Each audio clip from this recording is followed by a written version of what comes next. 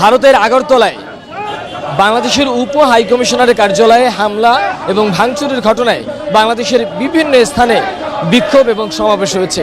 একইভাবে বাংলাদেশের প্রেস ক্লাবের সামনে খেলাফত মজলিস এই বিক্ষোভ সমাবেশের আয়োজন করে। সেই বিক্ষোভ সমাবেশের পরে তারা একটি সংক্ষিপ্ত বিক্ষোভ মিছিল করে এবং এরপরে তারা বিভিন্ন ধরনের বক্তব্য রাখেন এবং সেই বক্তব্যে তারা ভারতের যে বাংলাদেশের উপরে আগ্রাসন চালায় সেটিরই প্রতিবাদ জানাবার চেষ্টা করেন।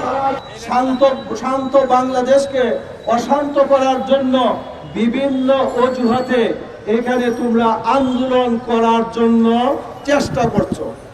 জানি যে পতিত সরকারের তাদের সেই ষড়যন্ত্রের কারণে ইসকন নামক একটি সন্ত্রাসী সংগঠন আমাদের চট্টগ্রামে আমাদের একজন আলিম আইনজীবীকে সাইফুল ইসলাম আলিমকে হত্যা করেছে।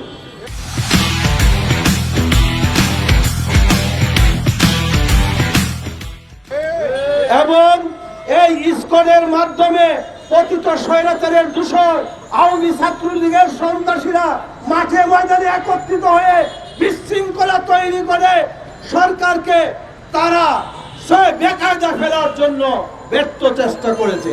কিন্তু আমরা তোমাদের এই ফাঁদে আমরা পা দেই। আমরা প্রতিবাদ করেছি, কিন্তু শান্তিপূর্ণভাবে প্রতিবাদ করেছি। বলতে চাই, আমাদের দেশে সংখ্যালঘু বা সংখ্যাগুরু বলতে কিছু নাই, নাগরিক অধিকার সমানভাবে সবাই ভোগ করতেছে। এবং হিন্দু সম্প্রদায় আমাদের বলতে পারি তারা মায়ের কোলে আছে, তাদের উপরে কোনো নির্যাতন হয় নাই। আমরা বলতে চাই যে আমাদের দেশের বিরুদ্ধে যদি ভারত সরকার মনে করে যে এই দেশে কোনো একটা অজুহাত খাড়া করে এই দেশে তারা আসবে, আমরা 18 কোটি জনগণ বুকের রাজা রক্ত ঢেলে দিয়ে দেশের স্বাধীনতা সার্বভৌমত্ব রক্ষা করার জন্য প্রস্তুত আছি ইনশাআল্লাহ। চক্রান্ত না করো, 18 কোটি জনগণ কোন রাস্তায় মেনে নিবে না।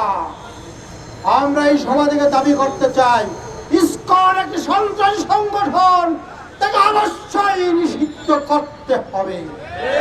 সংগ্রামী ভাইরা, ভারতীয় সব ধরনের ষড়যন্ত্রের বিরুদ্ধে এখন মিছিল হবে। সবাইকে মিছিলের আহ্বান জানিয়ে আমার বক্তব্য শেষ করছি।